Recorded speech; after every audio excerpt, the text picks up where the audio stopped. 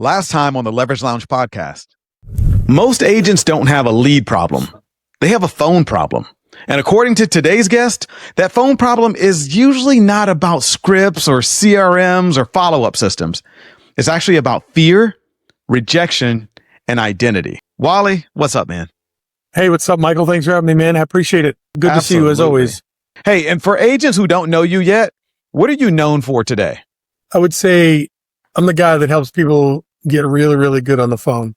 I do a lot of coaching. I've helped out with all aspects of business coaching. Right now, I'm the guy that helps people get really, really good on the phone. And if they can't, if they can't get on the phone, I help them get on the phone so they can become really, really good on the phone. I would say that's probably where I'm spending most of my time now.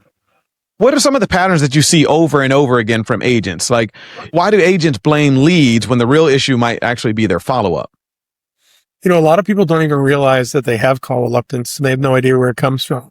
It's been part of them. The avoidance of painful things have been part of them since they were little kids. And so they just assume that naturally because they don't like cold calling or they don't want to bother people. They don't like to be bothered. They don't like to be cold called because other people don't want to be treated that way as well. Right. So a lot of times we use our view of the world to determine how other people feel, even though that's not necessarily the truth. But ideally, it's been avoidance for such a long time. They don't even realize that it's an avoidance problem. They just think they can't pick up the phone, or they're afraid of the phone, or they're afraid of what somebody's going to say, or they fear rejection or whatever, but they don't really know where it comes from. And it's more like, I know when I go to pick up the phone, I either want to throw up or I just freeze, or I just, the next thing you know, that pile of laundry on the couch takes in an inordinate level of importance in their brain. Some folks even know they have call reluctance.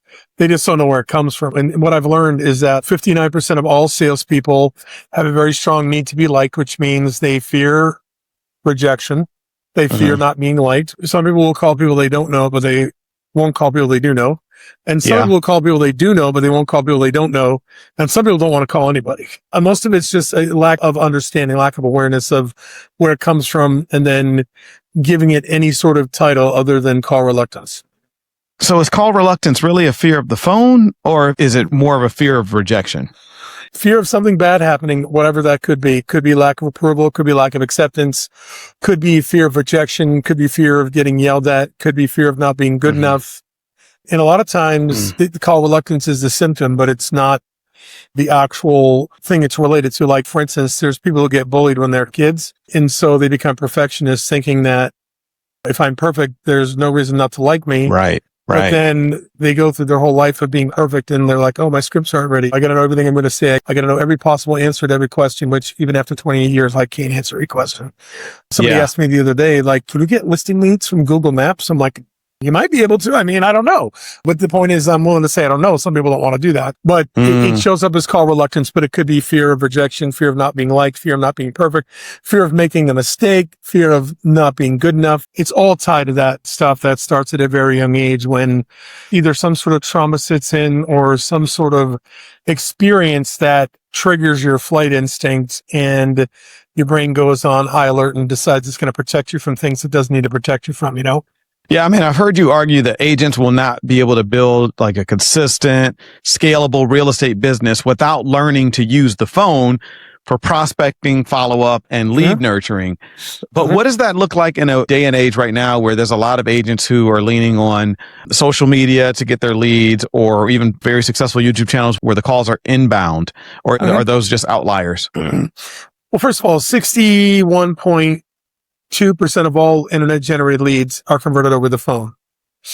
So 2/3 of the leads that are generated online are over the phone. And most people don't have the financial wherewithal to go and do a lot of the stuff they need to generate consistent leads from a variety of different places. So they have to go to the lead purveyors to buy the leads that are generated on the internet, right? The purposes of clarity here, leads that are generated online are from Facebook, Instagram, or pay-per-click. That's it. They don't come from anyplace else. So if they're generated online, that's mostly where they come from. Now, here's the thing. I mean, AI doesn't necessarily get people to pick the phone up. It gets them to raise their hand. Yeah. When you're saying inbound, meaning they're like, hey, I'm interested in talking to you. Right. They're not picking up the phone and calling you though, right?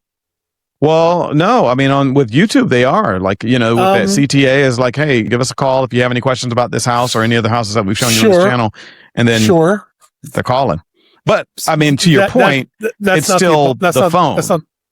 That's not the preponderance of the leads though, right? That's correct. No, small those are portion of them. outliers. Agreed. Yeah. Right. So my whole point is, as good as AI and social media and YouTube do as far as the job to get people closer to the end zone, get them to the 5-yard line, the majority of your leads are still going to need you to pick the phone up to call them to get them the remaining 5 yards to come meet with you. I still need to get on the phone to call you, talk to you, and compel you to come meet with me and give you a compelling reason to do that. Okay? Yeah. But interestingly enough, the consistency that's required with AI, with social media, with YouTube to do that is going to elude 80% of real estate agents anyway. Because here's why. The same thing that causes somebody to not want to pick up the phone is the same thing that kills their consistency, kills them going to the gym consistently, kills them prospecting consistently, kills them sticking with their goals, sticking with their calendar.